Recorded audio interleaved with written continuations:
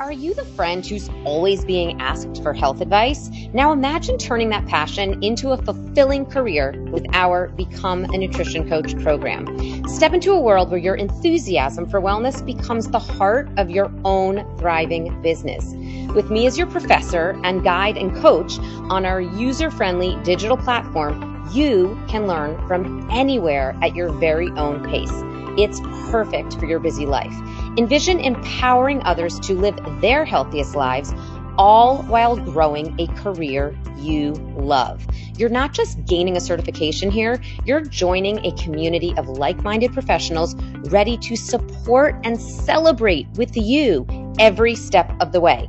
So what are you waiting for? It's time to nourish your future and help change lives, including your own. Head over to nutritiouslife.com/BNC for a free class and a sneak peek of the program. Your journey to becoming a nutrition coach begins now. Do you get confused by lab work and what labs you should be asking your doctor to run? This episode is for you. Welcome. I'm Keri Glassman, your host of Living a Nutritious Life. And today on the podcast, I sat down with the amazing Dr. Darshan Shah, and we discussed just that, his favorite biomarkers to be diligent about. And we also discussed my favorite topic, longevity medicine, including what new tools he's excited about. And also we chatted about the easy, accessible day-to-day things that we can all do to optimize our health. Dr. Shah is a health and wellness specialist, board certified surgeon, published author, entrepreneur, and founder of Next Health, the world's first and largest health optimization and longevity clinic. Dr. Shah also shared his journey from being a stressed out surgeon on 10 medications to becoming a leader in functional and preventative medicine. I could have talked to him for hours. We talked about the role of cutting edge treatments like peptides and plasma exchange, and it was just so fun and informative, and you're going to love this conversation. So if you want to optimize your health, keep listening. And as always, please rate, review, and share if you love the podcast. Welcome to Living a Nutritious Life. I'm Keri Glassman, a celebrity registered dietitian nutritionist. Join me every Tuesday on YouTube and your favorite podcast platforms as I bring in some heavy hitters to share the latest in nutrition and wellness science. We dive deep into food, sleep, stress, relationships, and so much more. Your weekly guide to a happier, healthier, more nutritious life. Welcome to the Living a Nutritious Life podcast, Dr. Darshan Shah. I am so thrilled to be able to sit down and chat with you today about all things longevity and optimizing wellness. I cannot wait to chat with you today. Yeah, so exciting. Thanks so much for having me. Absolutely. Okay, so I'm going to start off with, just to give everybody a little context here, because I want to dive right into longevity and wellness and what you're doing at Next Health and all that fun stuff. But I want to first ask you, because I think it's a really interesting, and I don't know the answer, but I'm super interested to hear about your story, how you went from being a surgeon to getting into the longevity medicine space and starting Next Health. Yeah, it all happened because of my own personal health struggles. So when I turned 42, I had my first child, my son, and I took a look in the mirror and I did not like what was looking back at me. I was really overweight. I had led a very stressful life as a surgeon, operating every single day of the week, 12, 14 hours a day. I was had an autoimmune disease that I was on medication for. I also had diabetes, high blood pressure, cardiac disease, lots of problems. And I just felt terrible every day. I woke up feeling terrible. I went to bed feeling terrible. And I was super stressed out. Obviously all of these things together leads to some level of depression, I think, that I didn't even know I had back then. And so it was just a perfect storm of just not feeling good at all and having my child that really made me just say to myself, like, I need to change this. Like, there needs to be a major change here. And that's when I started on this journey of learning for myself the science of health. I was an expert in the science of disease, right? I'm a surgeon. I'm doing surgery every day. What type of surgery were you doing? So I was doing a combination. So I started off as a general surgeon doing trauma surgery, and then I moved into reconstructive surgery. So I was doing Okay. a combination of lots of different plastic surgery cases in the reconstructive realm. So after Mhm. cancer, reconstructing patients, but also some cosmetics. Okay. Got it. Yeah. I mean, so you were sort of that, I guess, that sort of classic doctor who's doing the doctor thing every day, Yeah. taking sick people, making them well, but not preventing health and certainly not preventing your own health. And because of your lifestyle, actually making yourself sick. Exactly. Like most doctors are, a lot of people go to their doctor and they're like, "How are you a doctor? Like, you look pretty unhealthy and you're Yeah. back there smoking and like, what's going on here?" We're not taught the science of health. No. We're taught the science of how to diagnose disease and what's the best pill or the best surgery for it. And, thank God that's what we're taught because that saves lives. But at the end of the day, there's no health promotion occurring there. Right. How many medications were you on at this time? 10 different prescriptions. Wow. Yeah. Wow. At 41? Yeah. Wow. Yeah. And Yeah. yeah, it's just crazy. I mean, and from where I sit, I mean, I've seen that for so many years, and obviously you saw that as a doctor. That still surprises me, the 10, but it doesn't surprise me in the like the big picture of what was going on with you, that you were living this stressful life, you weren't taught to eat healthy, and you'd sort of worked yourself into being sick and on 10 medications and not taking care of yourself. And it's like the irony there is I mean, I think it's still sort of, as much as, again, like I just said, it doesn't surprise me because I've seen that from where I'm sitting. Like I've seen that as a dietitian nutritionist for all these years. I mean, I've seen that so many times. However, it is like, it's just should not be that way, right? It just shouldn't be that way. Yeah. And the problem that a lot of people don't realize, and I just, realized this after I got healthy, was that being on one prescription medication Yes. leads to you being on more because those medications have side effects that create other problems, you I, know? I say, yeah, I say this, and that's why right when you started saying that, I said yes. I knew exactly where you were going because I say this to people almost every day. It's not that all medications are bad. It's not like being I'm anti-pharma or something. It's that when you don't do the basic things to keep yourself healthy and prevent going on a medication, it's like once you go on that one, and then if you say, "Oh, well, the Lipitor is helping me, so I don't need to worry about eating healthy." Well, no, you better worry about eating healthy as well, because then the side effects might lead to then something else and then something else and then something else, and it's a really slippery slope. And then it's very hard to break that cycle. So yes, there's absolutely, I would say there is a time and a place for medication, of course, and there are many medications out there that are incredible, and like you said, like saving lives every day, but you have to use them at the right time and place and in conjunction with everything you possibly can do for a healthy lifestyle and to prevent further issues. Exactly. And just to add to that as well, like I agree with you, when you get put on a medication, it leads you to this complacency, right? Like, and Yeah, Lipitor is a perfect example of that. Like, oh, my cholesterol is good now. I can just do whatever. And so exactly. that's one problem. Mm-hmm. The other problem is the side effects Yeah, leading to having more medications as well. And right. so what I tell all my patients is, when I put you on this medication, because I still use these medications, we should Yeah, always look at this as a temporary band-aid so we don't live a long time with this problem while we're getting your lifestyle adjusted. And then yeah. our goal is always to get you off this one of these days.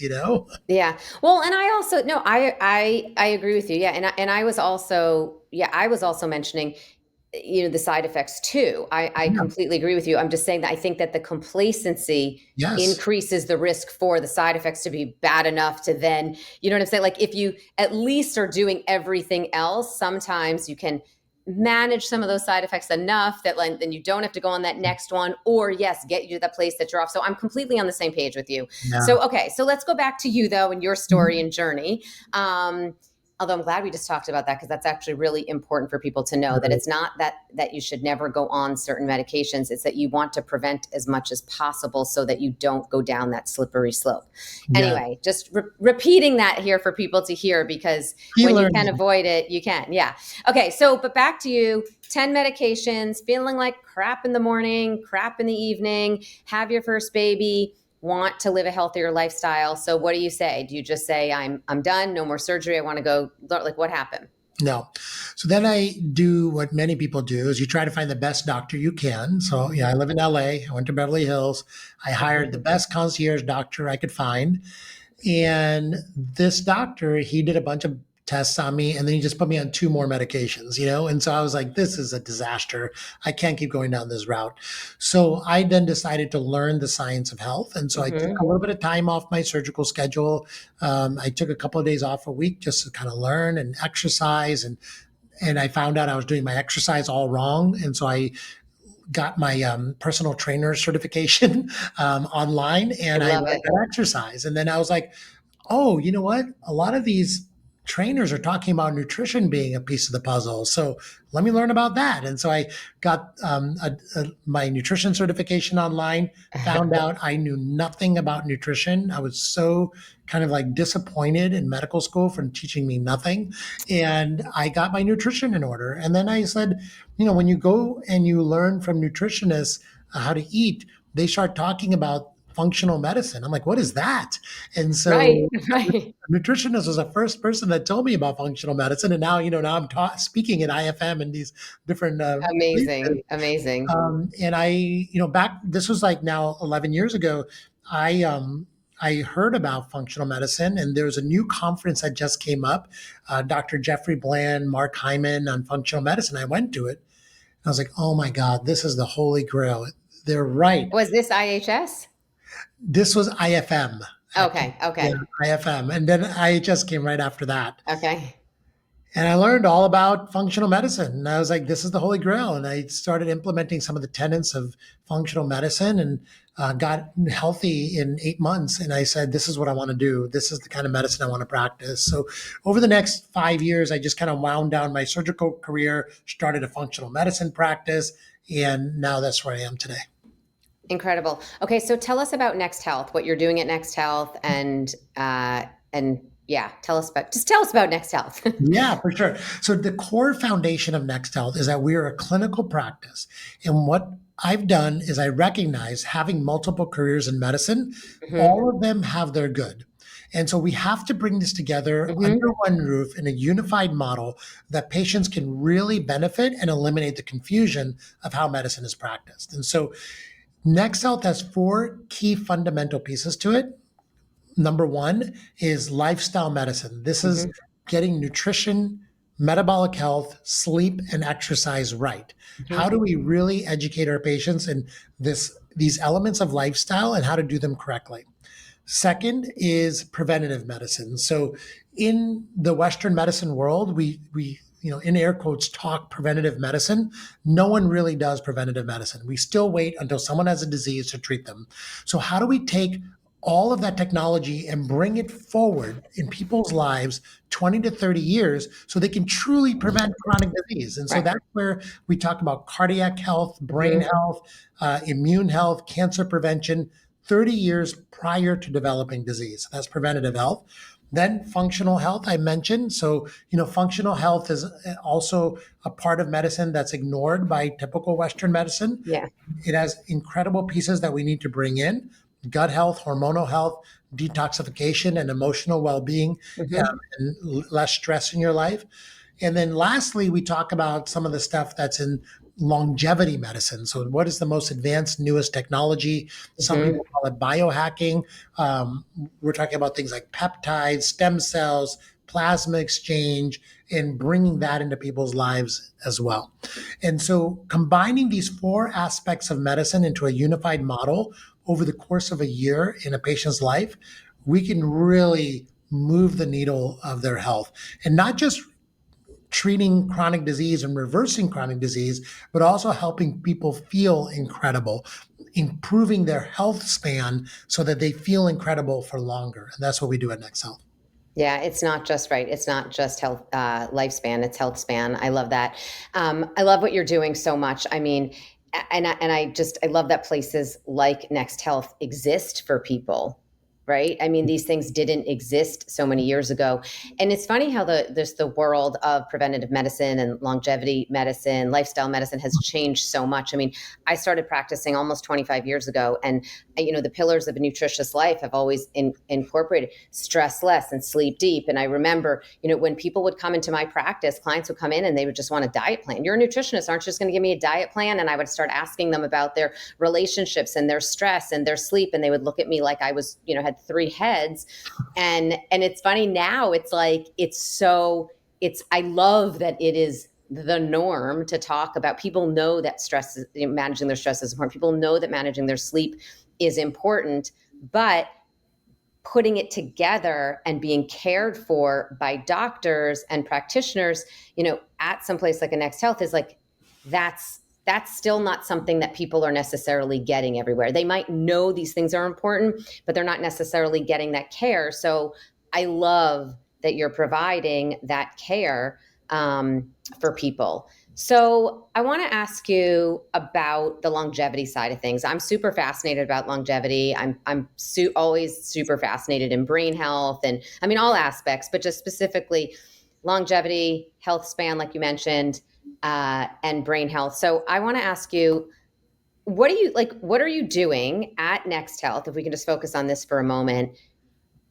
what are you doing, or what is like the most cutting edge thing that you're offering people for longevity right now? Because there's so much crazy stuff out there. And I don't even mean crazy in a bad way. I'm saying crazy even in a good way. There's like crazy stuff that's like, there's when you go to again, like when I was at IHS, and that was the first time I saw that crazy, what is that bed called? Do you know what I'm talking about? That's like The LED bed, or $170, or that crazy one that looks amazing and beautiful that you go in for do you know what I'm talking about? What oh is it? yes, yes, absolutely, yeah. You're talking about the immortal chamber. Yes, thank you. Like there's all these crazy things we can do out there, some that sound very cool, but like what are the things that you're doing at Next Health that are sort of like the most cutting edge, like something like that? What kind of Yeah. tools do you have? Like what are you doing? What are you most excited about in this space? Sure. So, what I would say is we're doing a lot of different things in the longevity space, but the two or three that I'm really jazzed about are peptides,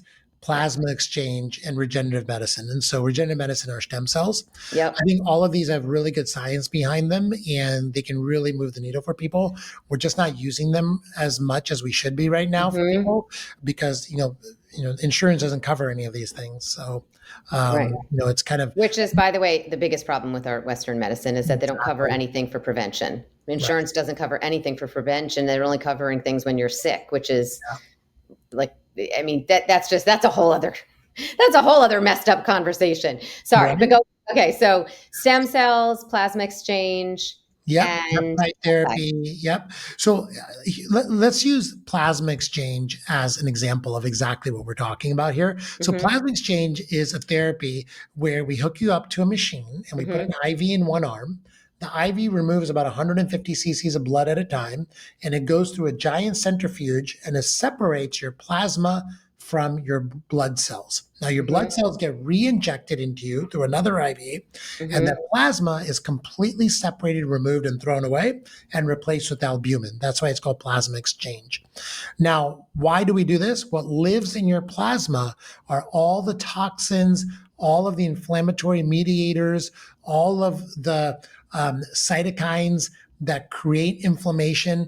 All of mm-hmm, this lives in your plasma. So when you take all of this out and you throw it away, you give your body time to reset. You give your body a break from constantly trying to eliminate this on its own through your liver mm-hmm. and your kidney and through other mechanisms. And this can be a very powerful reset for your body and just the time that you get to regenerate, to heal, and it can set off multiple regenerative mechanisms throughout your body naturally. What's incredibly beneficial about this technology too is that we're not giving you a medication, we're not giving you a drug, Mm-hmm. taking out all the bad stuff so your Mm-hmm. body has a time to regenerate itself, to heal itself. And it's so powerful what your body can do during this time period. And So, yeah, go ahead. no, I was just going to ask you. So basically, you're giving your body the rest, like you said, because your body doesn't have to worry about fighting off all of these things that are there. Right. Is that what's happening? That's exactly right. Yep. And so, Okay. there's a lot of malformed proteins that your body's trying to clear, but then if you don't clear them fast enough, they accumulate in your tissues and your brain. There's a lot of toxins that are spilling out from your liver and your organs that are just roaming around in your plasma. And that's when we do a blood test, like for mercury, for example, it shows mercury because that's in your Hmm. plasma. And so when we can detoxify you and remove all of this from Hmm. full volume of plasma, your body has time to regenerate. So how much of your toxins are you removing when you do that? You're not obviously clearing out the entire body. So like what percentage of it? So how much does it actually like work? What benefits do you see? So Yeah, many questions. yeah. On the toxin front, which is one of the mechanisms of plasma exchange because it works in many mechanisms, your toxins, you have to remember, live in your tissues and in your Right. bloodstream, right? Right. And so we remove all the stuff that's in your bloodstream, but it's probably still in your tissues. And Hmm. when you remove it from your bloodstream, the toxins go from your tissues into your bloodstream, and Hmm. so then you can remove even more. Okay, and so we measure toxin levels before and after the treatment, and Mm. everyone's different. Everyone has a different level of toxicity Okay. accumulation, and how fast we can eliminate it is different from person to person.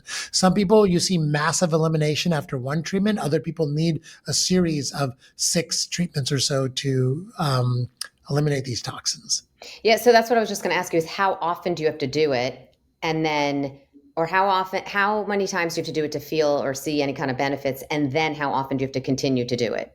So it goes different person to person. It depends on Hmm. how much you have that we're going after and how Hmm. quickly we can remove it from you and what are your current levels of exposure. So it's so Yeah. individualized, so Yeah. It makes different from sense. person to person. And we just measure levels and we just go by Right. what's your body doing and showing us. Okay, so you're measuring, you're getting the data, and then you're deciding what to do on a personalized basis, which obviously is best. Okay, that's great. That's really super interesting. Okay, so plasma exchange. So how many of your patients do you do that with? Like how many or how many people do you suggest doing that with?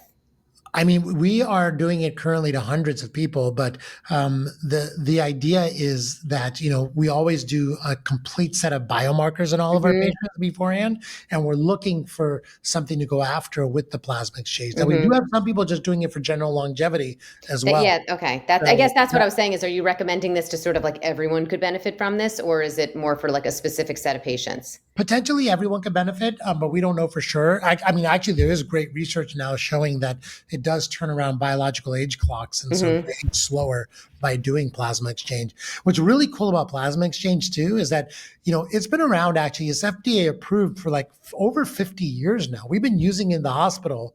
Once again, this technology that's been available forever that we use in sick care, but no one's ever used it in health Right. optimization, disease reversal, Right. longevity. And so we've taken it out of the hospital, doing it in our clinics, and we know it's safe because there's years and years of data on people Right. who've been using it forever. What type of sick patients were using it in the hospital? So it's been used for autoimmune crisis when Mm. nothing else works. It's been Hmm. used for like Yeah. drug overdoses where the drug toxin in your bloodstream can kill you. So it's used for those Yeah. types of things. There's certain conditions where people's blood is too thick, and this can thin the blood as well. Hmm. So Hmm. Yeah, makes sense.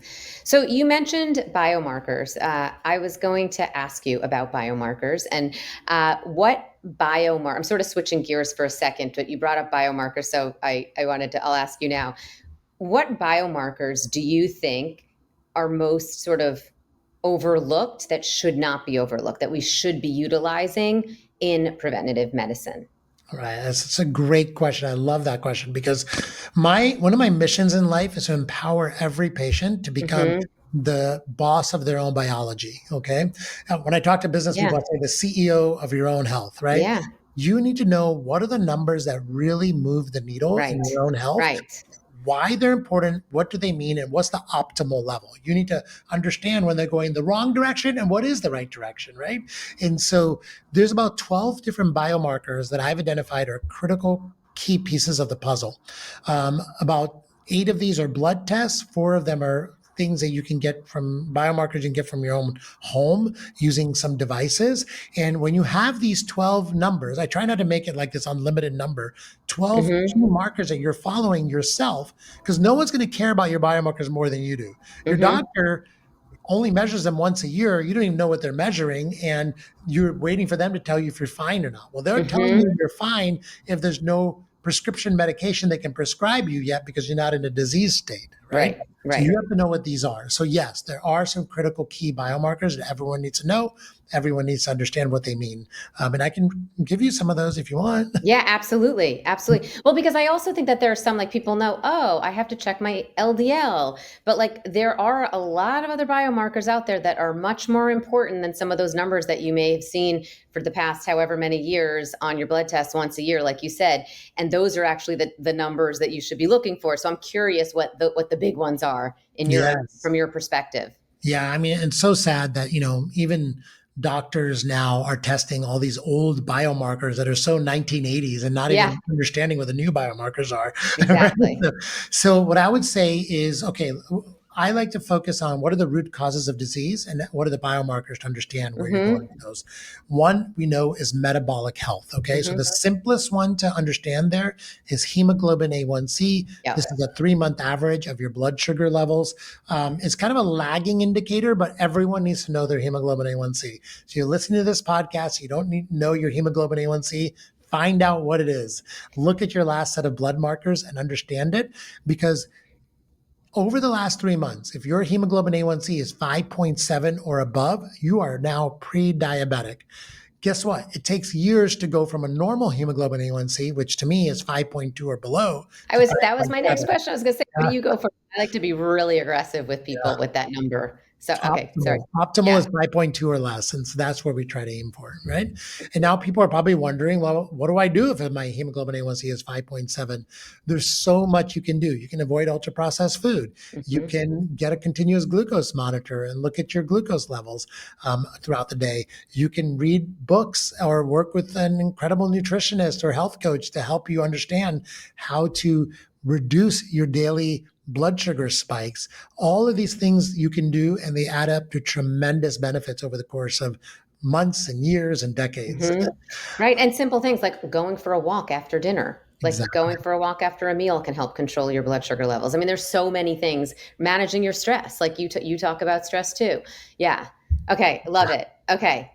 Another Hemoglobin one, A1C. Yeah. yeah, let's talk Next about one. ApoB now. Okay, so I'm sure Yep. this is a favorite one of yours too. Yep. You're right. Everyone's so stuck in looking at LDL and HDL. None of that really matters. ApoB is the Hmm. new biomarker of your risk of heart disease from Yeah. cholesterol. ApoB is a collection of all of forms of cholesterol that can cause harm. Okay, these include LP little a, LDL, VLDL, all of these markers that can damage your arteries. And so ApoB is that marker that is like the one marker people should be following for their cardiac health. Inflammation is a root cause of disease, so I follow HSCRP, Hmm. C-reactive protein. So this is a marker that everyone needs to follow as well for their own health and keep that as close to zero as possible. And then there's markers that you can follow at home. I have everyone buy what's called a bioimpedance scale. This is a scale that gives you your skeletal muscle mass and also Mm. your fat mass. I always tell people, I don't care what your weight is, let's Yeah. look at your skeletal muscle mass. What's your favorite one, by the way? People ask me that all the time. What one they should use at home? Yeah. Yeah, the one I've been really liking is actually one that's one of the least expensive. It's called the Renpho, Okay. RENPHO. It's Okay. super accurate in my view, and it's only like 25, $30 on Amazon. Oh, that's so good to know. That's Yeah. great. Yeah. All this stuff can be pretty cheap. And I'm a big believer also in, especially, after the age of 40, to measure your blood pressure once a month at home. So I have Mm, them buy a blood pressure cuff great. that can automatically do 3 measurements in a row at home.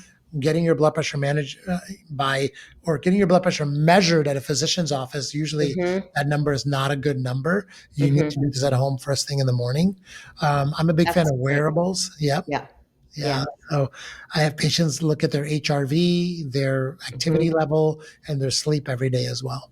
What do you think with HRV is, I always think a really confusing one. I mean, I wear an Aura ring. I look at my HRV. I think it's a little confusing because it's so, there aren't, like, where do you like people to have it at? Because I think it varies so much individual to individual, but also there aren't any really set ranges like, ApoB or I don't know. What do you go for? What do you like people to, where do you like people to fall? Yeah, the way I talk about HRV with my patients is your number is your number. So Yeah. when you are feeling your least stressed and you're feeling your most physically good, whatever that number is, that's your Mm-hmm. number you always want to aim for.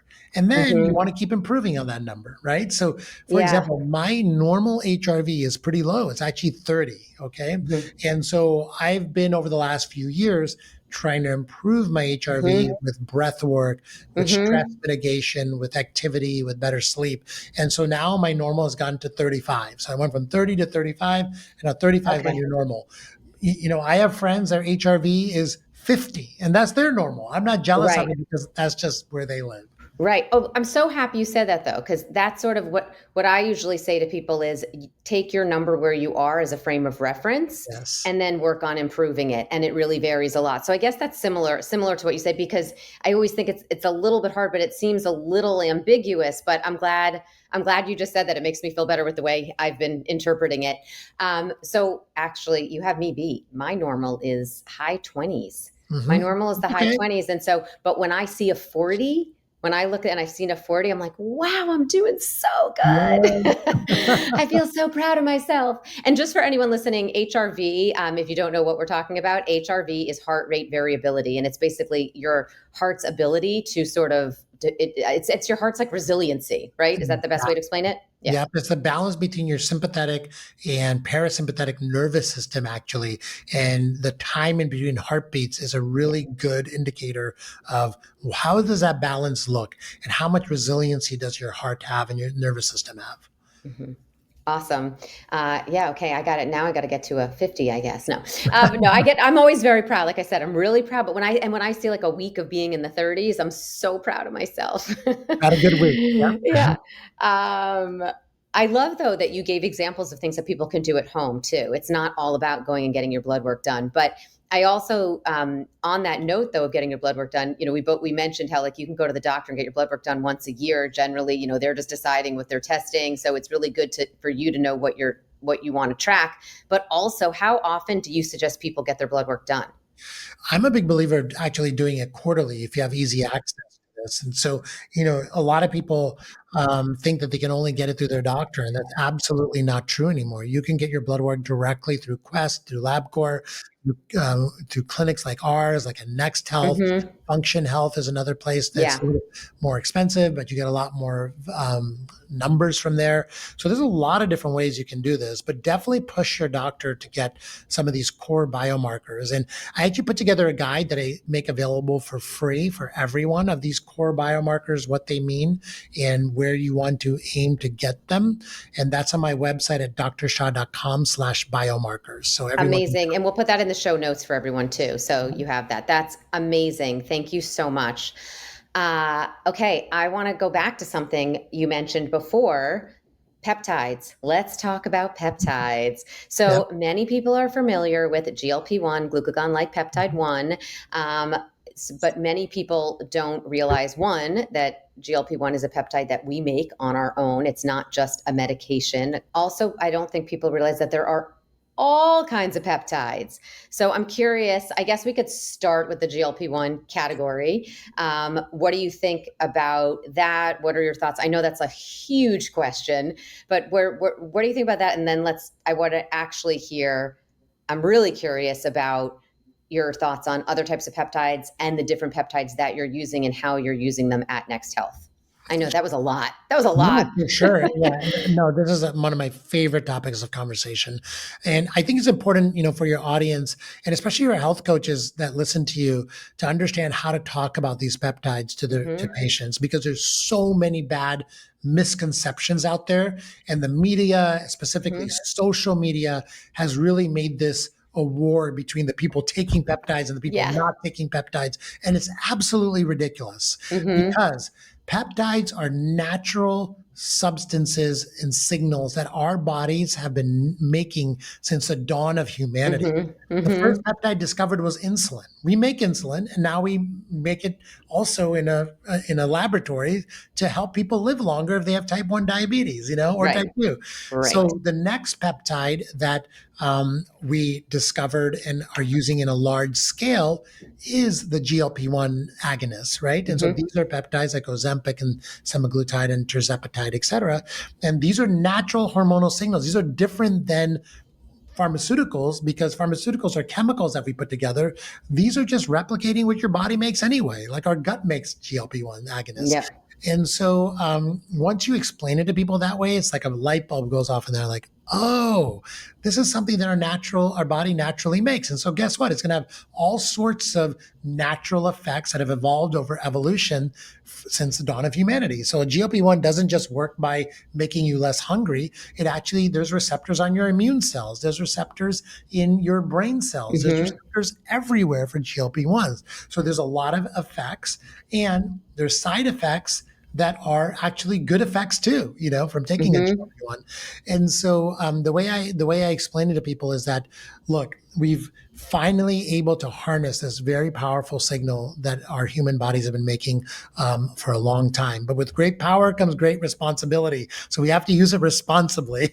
And Exactly. our body naturally uses GLP-1s when you eat enough, your body's supposed to make GLP-1 to reduce the amount of hunger that you have. The body also uses GLP-1s in cycles. So it doesn't just always stay high. It goes up and down throughout your day.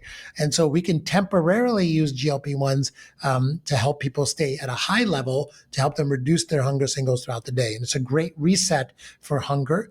It's also a great reset for addiction for people that are drinking a lot of alcohol. GLP-1s help them get off alcohol. It's also shown effects for smoking. It has tremendous benefits with metabolic health.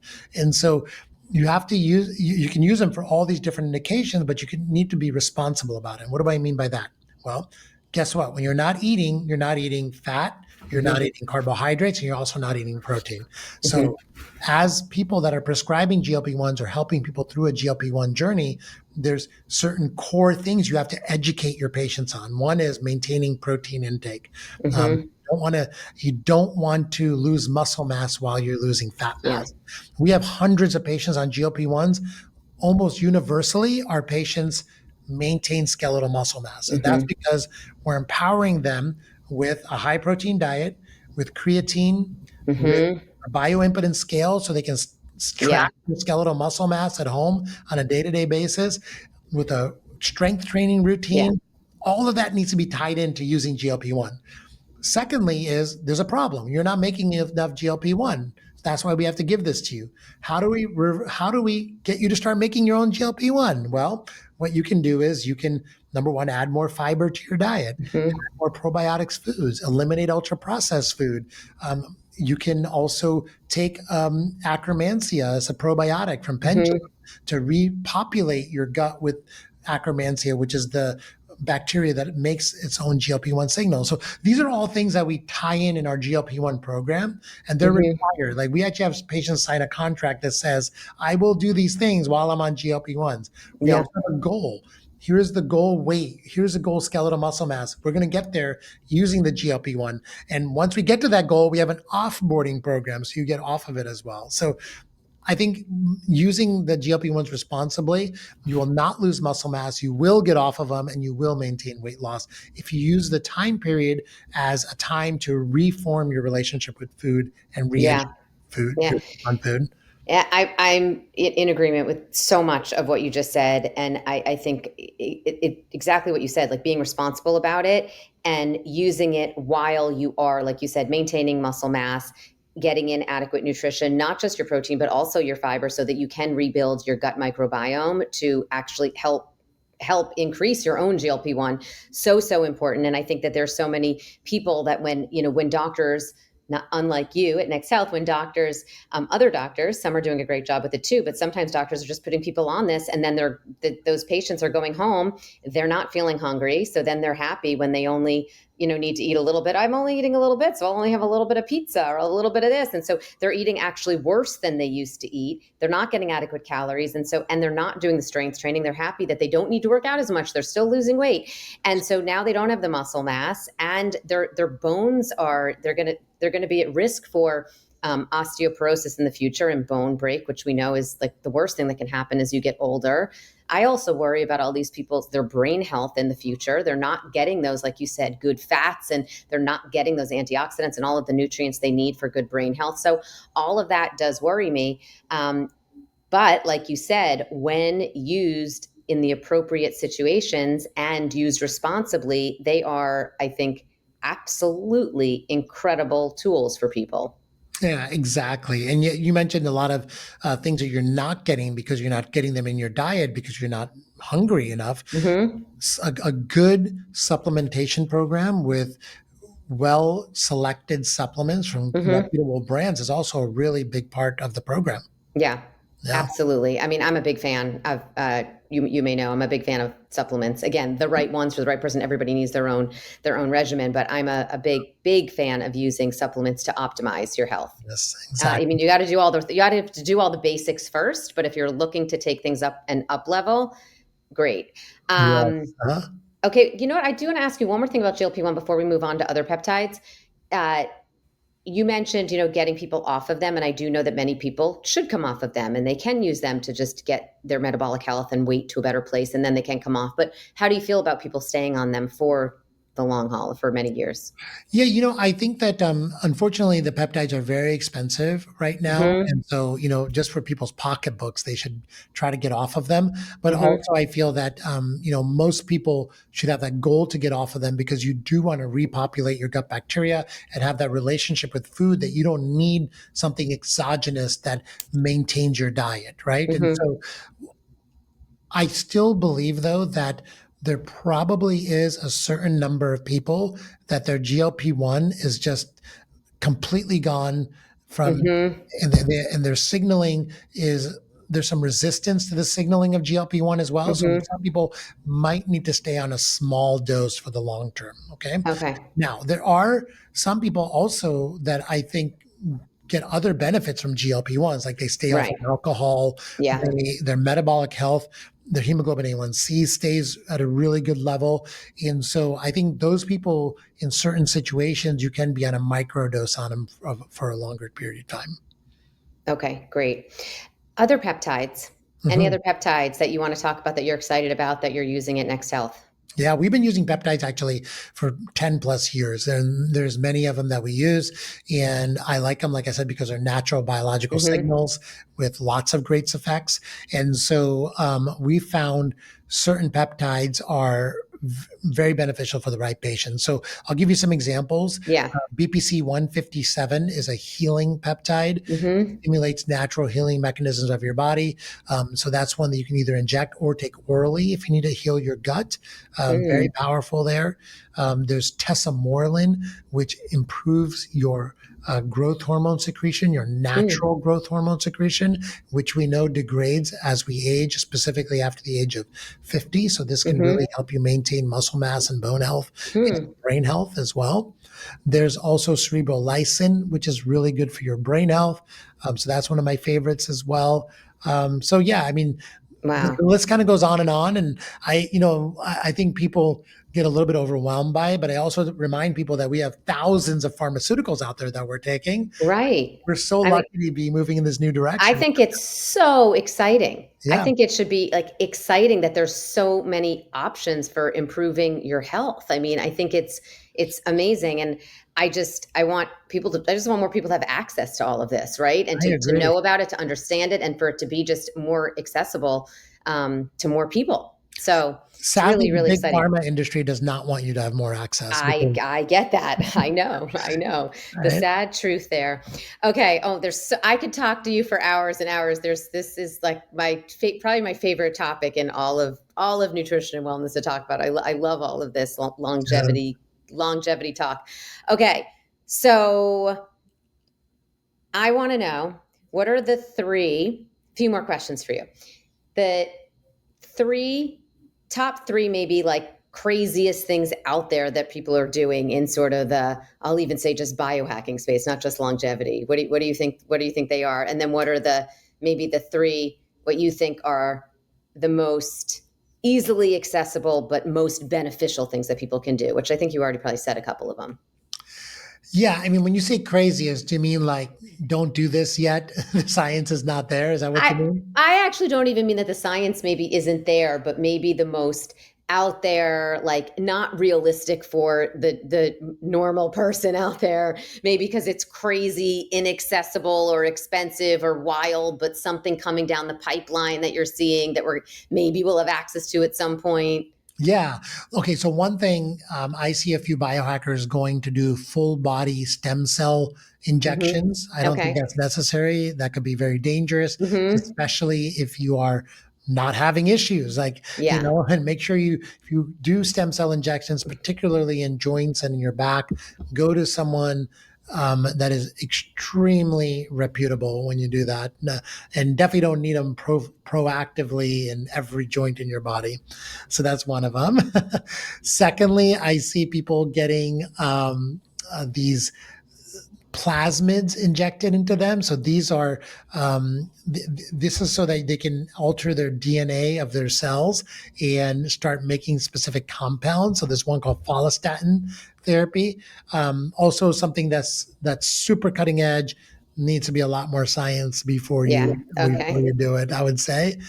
Thirdly, what else is there? I think there's a If you lot of, don't have, I was going to say, if you don't have a third too, that's okay. yeah. It's just, I yeah. think thirdly, a lot of people are stacking multiple peptides all at Mm. once. And, I really believe when I put people on peptides, we do use multiple peptides, but we start with one, make Hmm. sure we're tracking, seeing benefit. If we're not seeing benefit, we stop it and then we start another one. I have some patients that are on three peptides at the most. I think stacking 8 to 10 peptides and getting them, a lot of people get them online at these research organizations. I think that's super dangerous as well. Yeah, absolutely. Okay. And then that's just like interesting to hear, like what are those things out there? Because Yeah. I know some of our listeners are really interested in this space, even just from a curiosity standpoint, not that they're even looking to go and do some of those, just sort of curious, like what's out there now.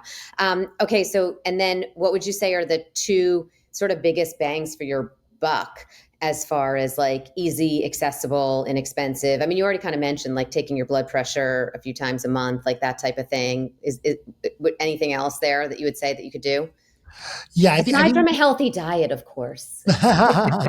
absolutely. I mean, I think the most bang from your buck you can get right now is getting some simple laboratories done, Mm, getting that blood panel done that I have on my website, drshah.com/biomarkers. You can download the guide and just ask your doctor for them hmm. and just know where you are. I think that gives you I think, as far as advanced things that you can do, that's the biggest bang for your buck that you can do. Amazing. I love that. And again, we'll put that in the show notes. Okay, I could talk to you for hours and hours, but I might just have to have you come back for a whole other We're episode good. on a I whole would love bunch of other to. things. Um, I'm going to ask you the last question. What do you do on a daily basis to sort of ignite what I call your nutritious life? Like, what's your daily non negotiable to sort of set in motion your healthy lifestyle? Every morning, without fail, I have my morning routine. It's about 40 minutes long. Mm, It involves a few things for my mindset. I get moving, and I just get my day started with a win. And so my morning routine is critical to me. And I put it together over the course of a few mm. years, and it just really has been a critical way of getting my day started off correctly. I love that. I'm a big early riser morning person, and so I'm all about the morning routine. I actually am all about a nighttime wind down routine now to help Mm. maximize sleep, but that took me a really long time to start doing. The morning thing, I'm right there with you. I don't know. I don't know. We can compare morning routines at some point, but I don't know. I don't know what yours is like exactly, but I like that it's 40 minutes and you're doing it consistently. I mean, I think that's half the battle, right? Being Yeah. consistent with it and also just doing whatever works for you to set your day in motion in the morning, like whatever that may be. But I like that you said it incorporates some movement and mindset. That's amazing. Thank you so much. Again, I'll have Darshan's list of the biomarkers that he wants you to get checked out. I'll have that link there rather for you in the show notes. And thank you so much, Darshan, for being here. And everyone definitely check out Next Health. And yeah, you're doing such great work. Thank you so much for everything you're doing for the world. Thank you for having me. This has been a fun conversation.